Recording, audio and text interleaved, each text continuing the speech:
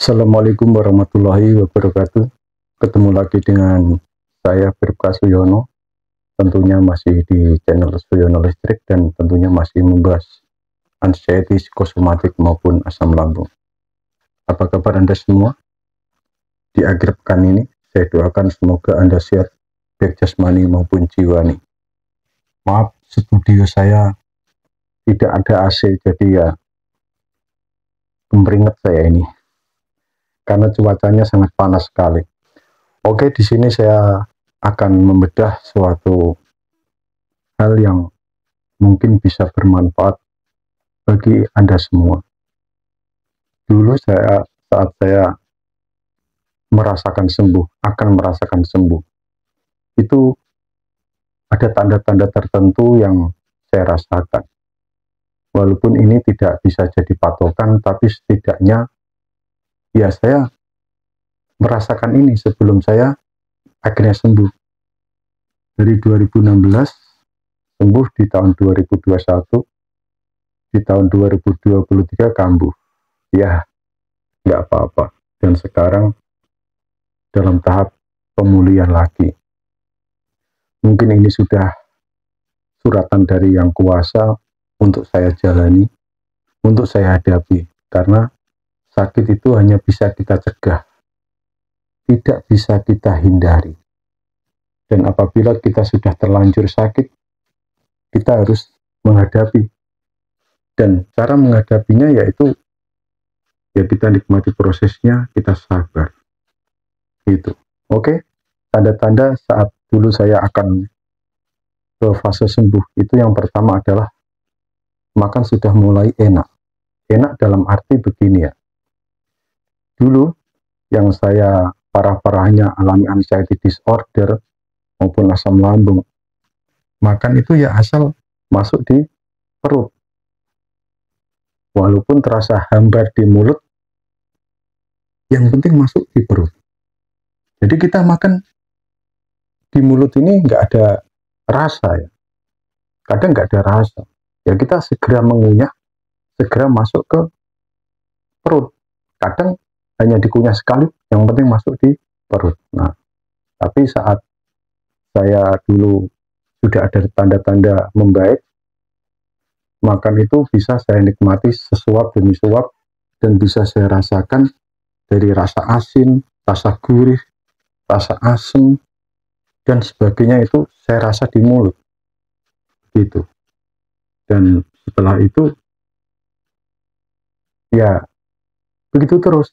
Walaupun kadang masih ada, kadang kita makan juga inginnya cepat dimasuk di mulut. Karena saat saya alami anxiety disorder, makan itu terlalu tergesa-gesa. Wah, yang penting masuk di perut. Gitu. Padahal makan dengan cara itu tidak bagus untuk kesehatan. Tidak baik untuk kesehatan. Gitu. Terus yang kedua, saya bisa tidur nyenyak. Nah, saat alami anxiety disorder itu kan orang tidur itu kan tidur ayam ya. Maksud saya begini, mata itu terpejam, tapi pikiran itu, jiwa kita itu tidak tidur. Makanya saat tidur itu sering terbangun. Gitu.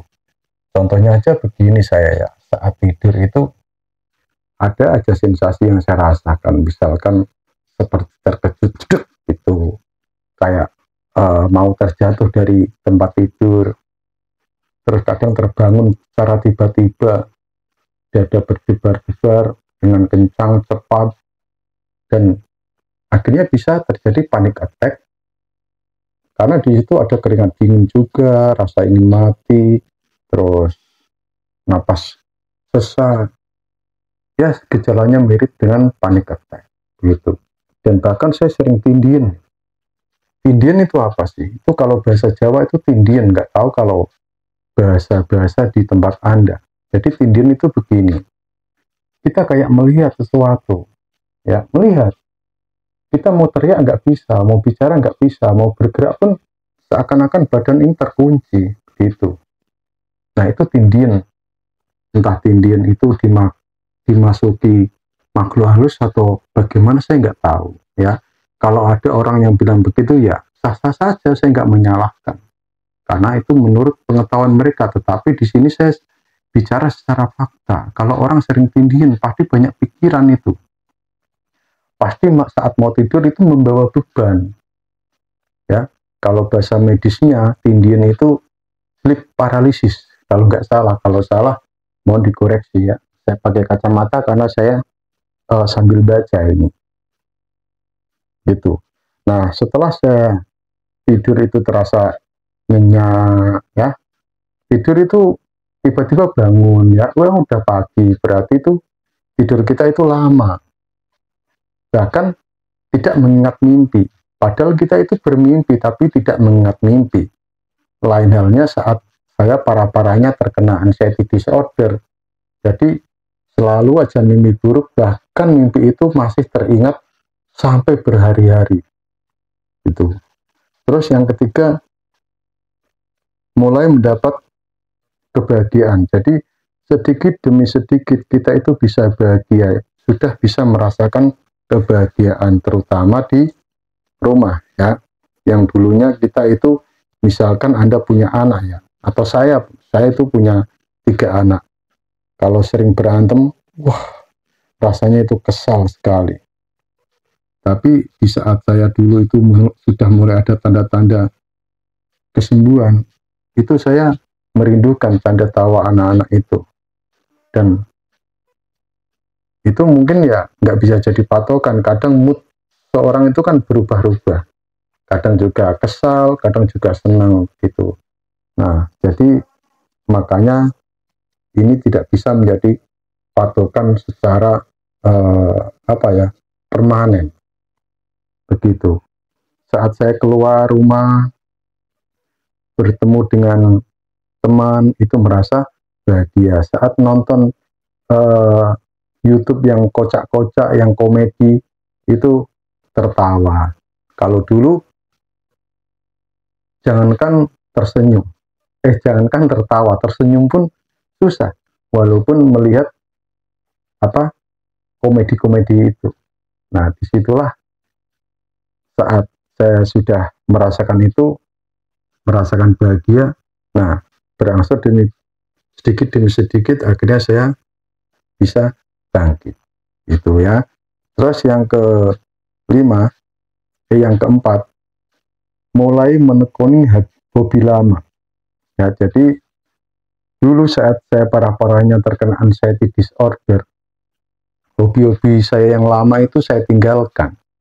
Saya nggak bisa melakukan lagi hobi-hobi saya yang lama itu, seperti mancing, seperti pelihara burung, dan lain-lain, olahraga, ini itu. Saya sudah bosan atau sudah malas untuk melakukan kembali. Tapi saat saya sudah menemukan suasana hati yang sudah mulai rileks, sudah mulai tenang, sudah mulai nyaman di badan ini, walaupun kadang sensasi itu muncul, kadang sensasi itu masih muncul, tapi saya sudah bisa menekuni hobi-hobi saya yang lama. Bahkan saya bisa menemukan hobi-hobi yang baru. Jadi saat saya sudah merasakan kenyamanan, saya bisa menemukan hobi baru, dan sampai sekarang masih saya lakukan gitu. Itu ya. Terus yang kelima, berat badan sudah mulai naik. Walaupun saat ini berat badan saya itu nggak konsisten. Mencela-mencele. Kadang 70, kadang 71, kadang 69. Dulu berat badan saya maksimal waktu saya sudah memulai menemukan kenyamanan itu nyampe hampir 80. Dan sekarang turun lagi ya, menjadi kemarin terakhir pas saat saya kontrol itu 70, itu pun pakai sepatu. Kalau dikurangi berarti ya 69. Dan berat badan ini jangan khawatir, orang kurus belum tentu sakit, orang gemuk belum tentu sehat. Tetapi saya yakin Anda itu kalau misalkan dibilang kamu sekarang kok kurus ya, pasti pikirannya sudah kemana-mana. Dan itu juga terjadi sama saya. Saat orang bilang, kamu kok kurus, kamu kok begini-begini, itu menjadi pikiran tersendiri buat saya, menjadi sebuah kerisauan di hati saya. Itu. Karena apa? Orang-orang kampung itu, kampung saya maksud saya, orang kalau gemuk berarti dia makmur. Orang kurus berarti dia susah. Nah, itu kan belum tentu. Kurus belum tentu susah atau belum tentu ada penyakit. Gemuk belum tentu makmur dan belum tentu dia sehat. Kurus dan gemuk itu bisa jadi memang kita itu secara fisik ya begini. Kayak saya, secara fisik ya badan saya segini-gini aja. Itu makanya orang itu bisa menebak orang misalnya, oh kamu kenalin, iya orangnya yang gemuk kan gitu. Nah itu sudah menjadi yaitu postur kita ya segitu. Ya, jadi jangan risau, walaupun itu susah. Kadang saya kalau dibilangin orang, kamu kok kurus, saya juga jengkel itu sebenarnya. Tapi ya memang itu kenyataannya bagaimana. Kita mau menghindari, enggak kok saya gemuk, ya enggak bakal, karena yang menilai itu orang lain. Itu. Terus yang kelima, sudah berani sedikit demi sedikit makan yang kita pantangin dulu.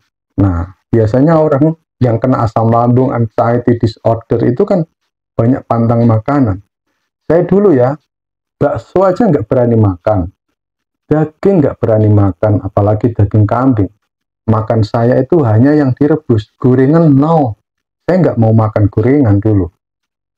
Terus, santan-santan itu, saya takut makan itu. Mie instan, dan sebagainya. Saya takut. Tapi saat saya sudah mulai menemukan kenyamanan di diri saya mulai berani sedikit demi sedikit makan, misalkan bakso, ya makan asal jangan berlebihan. Terus makan gorengan, ya asal gak berlebihan ya, begitu. Pokoknya sewajarnya saja. Nah, untuk Anda semua, kalau misalkan asam lambung Anda sudah mulai membaik, jangan takut makan ini, makan itu. Makanlah, yang penting jangan berlebihan. Saran saya kalau asam lambung, jangan makan bubur terus. Lemes badan Anda. Kurang gizi Anda. Nanti Anda kurusnya tambah kalau sering makan bubur ya. Itu menurut saya, dan itu sudah saya tanyakan sama dokter. Saya bilang gini dulu waktu parahnya asam lambung, apa saya harus makan bubur? Oh enggak usah, makan nasi biasa aja, begitu. Yang penting pedes, terus asam, terus minuman bersoda, itu Anda tinggalkan, gitu ya. Tapi mulai beranikan, kalau sudah memang Anda sudah merasakan enak lambung, terus nyaman, ya beranikan makan walaupun sedikit, gitu. Jadi orang makan enak, makan pedes, olahraga, terus itu bisa menimbulkan yaitu hormon endorfin ya, bisa memproduksi hormon endorfin atau hormon kebahagiaan itu. Terus saya sudah mulai berani minum kopi itu, minum kopi tapi pahit ya. Terus dulu yang saya berhenti merokok total ya saya merokok lagi itu. Yang selanjutnya, kalau keluar, baik keluar malam, kalau keluar siang itu jarang masuk angin. Kalau dulu saya keluar sebentar aja itu meriang ya, masuk angin, kerokan. Tiap hari saya kerokan, tapi alhamdulillah sampai sekarang dan saat ini saya jarang kerokan ya, jarang kerokan. Dan jarang masuk angin, walaupun kadang perut terasa kembung, tapi saya nggak kerokan gitu. Saya minum obat penurun asam lambung, sembuh gitu. Jadi saya saat keluar malam sekarang sampai sekarang pun nggak apa-apa. Tetapi kadang ya masih ada sensasi itu keluar atau kita rasakan. Saya rasakan saat keluar malam ya. Bukannya hilang total belum ya. Dulu juga begitu, sekarang juga belum hilang total ya, masih ada misalkan sedikit nggak nyaman, itu masih saya rasakan. Tapi secara keseluruhan, secara umum sudah mulai membaik itu. Terus yang ketujuh, seksualitas mulai agak normal. Nah, ini ya. Jadi laki-laki ya, ini terutama laki-laki. Kesehatan itu bisa diukur, kesehatan fisik maupun kesehatan pikiran itu bisa diukur dari burungnya. Maksud saya itu begini, kalau pagi burungnya bangun, berarti sehat. Walaupun itu tidak bisa menjadi patokan, tapi secara umum begitu. Yang dulunya saya ini ya, terus terang, saya jujur aja. Jangankan melakukan aktivitas seksual ya. Burung untuk berdiri aja itu susahnya minta ampun. Kalau dulu mungkin bisa dikatakan sebelum saya kena anxiety disorder, saya itu pandangan hidup. Baru memandang burung saya sudah hidup. Atau pegangan hidup, dipegang sudah hidup. Tapi saat saya alami anxiety disorder, menjadi perjuangan hidup. Burung untuk hidup perlu perjuangan. Senyum-senyum sendiri Anda. Nggak tahu kalau perempuan loh ya, saya nggak tahu. Ini untuk laki-laki. Jadi aktivitas itu sudah mulai agak normal. Walaupun ya, kadang saat melakukan hal tersebut, melakukan hubungan suami istri, itu ada aja sensasi yang saya rasakan. Ya, gitu. Masih, tapi berangsur-angsur mulai membaik. Yang dulunya mungkin yang namanya baru nempel sudah keluar, atau baru masuk sedikit sudah keluar, akhirnya lama-kelamaan, ya 5 menit, 10 menit, 20 menit, gitu. Itu ya, kita belak-belakan aja karena saya yakin sudah dewasa semua, atau mungkin sudah berkeluarga semua. Gitu. Terus pegel, nyeri sendi, kedutan, itu sedikit demi sedikit sudah mulai hilang. Kalau dulu kan saya itu sering nyeri sendi, kedutan, ya kaku semua, pegel-pegel, itu setiap hari. Tapi setelah saya merasakan kenyamanan di badan ini, ya sedikit demi sedikit pegel-pegel, nyeri sendi, kedutan, itu hilang dengan sendirinya, walaupun kadang itu masih muncul, ya belum sepenuhnya hilang itu. Dan sampai sekarang pun saya masih kok merasakan pegel, tapi kalau nyeri sendi jarang ya, kedutan jarang.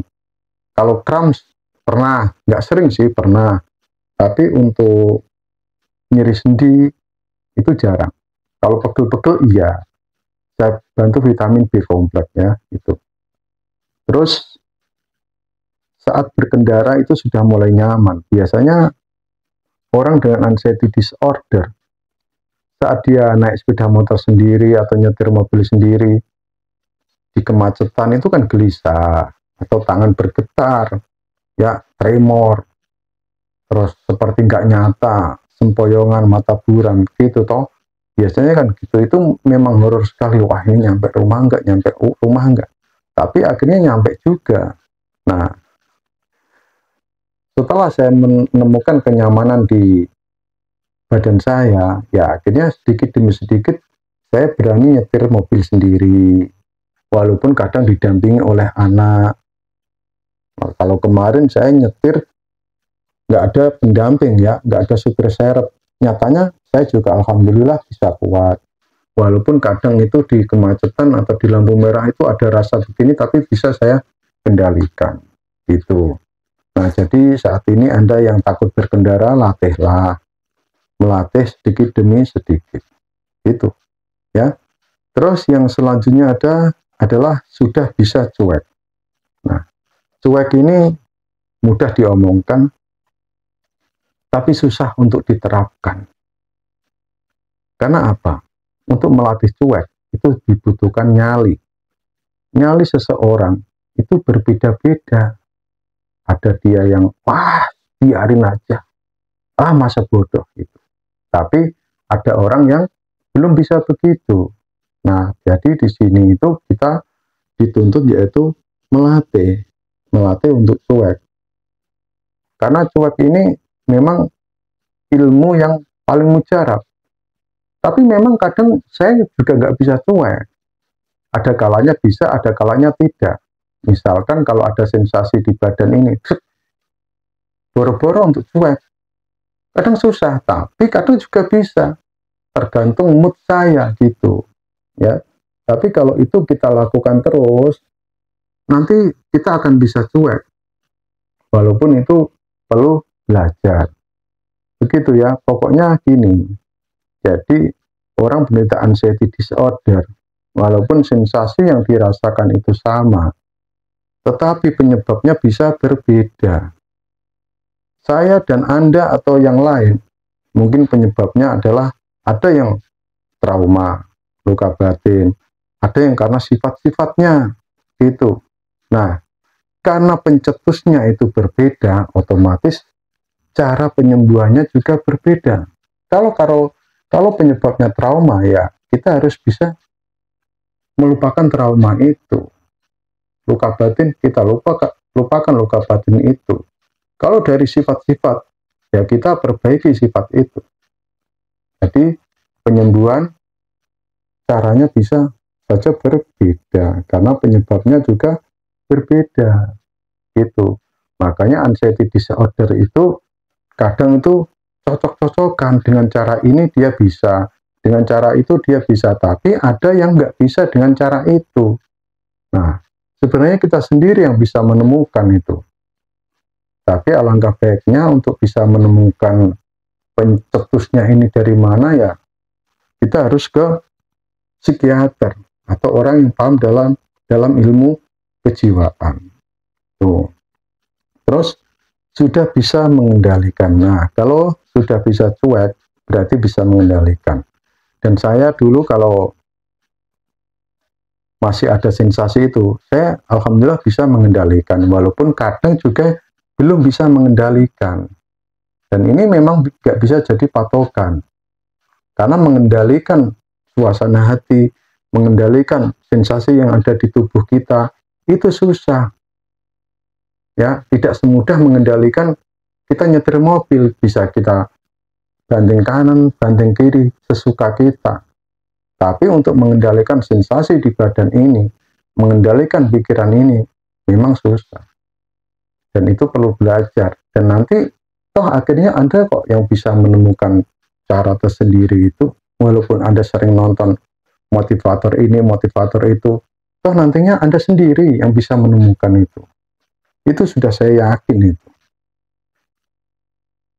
Terus yang selanjutnya saya sudah bisa beradaptasi dengan keadaan saya, bisa beradaptasi dengan sensasi yang saya rasakan. Adaptasi ini penting sekali ya. Kita ambil contoh begini. Kayu jati. Pohon jati kalau musim kemarau dia merontokkan daunnya atau meranggas. Itu kenapa? Karena dia harus tetap survive, tetap hidup, walaupun dengan air yang minim. Makanya dia merontokkan daunnya, supaya kebutuhan air itu sedikit. Itu, ya sama dengan kita, apa salahnya kita meniru itu. Sensasi apapun yang kita rasakan, ya kita beradaptasilah, menyesuaikan diri dengan keadaan itu. Anggap saja ini bawaan dari tubuh kita ya, saat ini begini. Ya itu memang susah lagi, susah. Makanya perlu latihan. Tapi nanti lama-kelamaan Anda bisa kok. Ya saya yakin bisa. Karena nanti Anda sendiri yang bisa menemukan cara Anda bagaimana. Karena yang tahu permasalahannya, yang tahu sensasi yang Anda rasakan itu Anda sendiri. Orang itu nggak paham, nggak akan paham, ya, nggak akan tahu kalau bukan Anda sendiri. Penderita anxiety disorder itu kan sering dikatakan lebay, berlebihan, manja, dan sebagainya, kurang iman, kan? Ya biarin aja, karena dia belum merasakan. Kalau dia sudah merasakan, barulah tahulah dia nanti itu. Ya mungkin hanya itu saja, kawan, tetap semangat, ayo kita bangkit bersama-sama, walaupun sensasi itu kita rasakan, ya anggap saja itu bawaan badan kita. Seperti yang saya katakan tadi, beradaptasi. Kita harus beradaptasi dengan keadaan ini. Memang kita tidak bisa menghentikan badai. Kita hanya bisa menunggu badai itu selesai. Dan yakinlah badai pasti berlalu. Semua akan indah pada waktunya. Salam sehat dari Bribka Siono. Wassalamualaikum warahmatullahi wabarakatuh.